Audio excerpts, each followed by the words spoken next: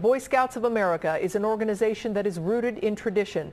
But tonight, its leaders say if it doesn't change, it's doomed. Robert Gates says the Scouts can no longer exclude gay adult leaders. Local 12's Anjanette Levy went to see if former Scouts agree with that. Anjanette?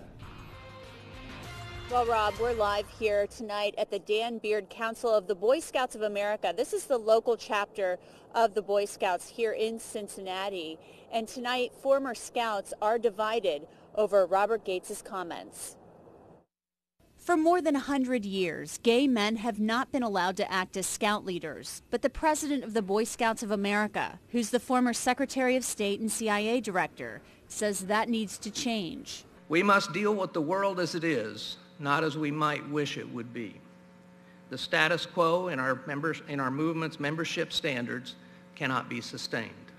In 2013, BSA executives voted to allow gay scouts. Sean Jeffers is an openly gay Eagle Scout. Scouting was just a huge part of my development. Jeffers quit his job as a Boy Scout camp counselor in 2002 when he came out. He says there are gays who are serving as Scout leaders despite the ban.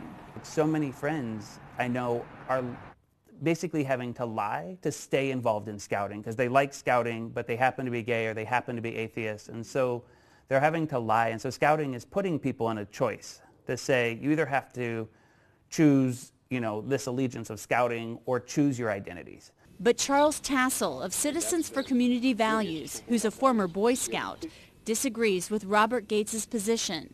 This is why we don't have spy masters as our moral leaders. Quite frankly, this allows, it actually allows the predatory nature of sex to take advantage of youth and innocence. The Boy Scout law says Scouts have to be honest and trustworthy. Sean Jeffers hopes Gates' comments will allow some Scout leaders to stop living a lie. There's no policy connected to it, so I think it's too early to tell what the outcome's going to be. It's a positive step, though.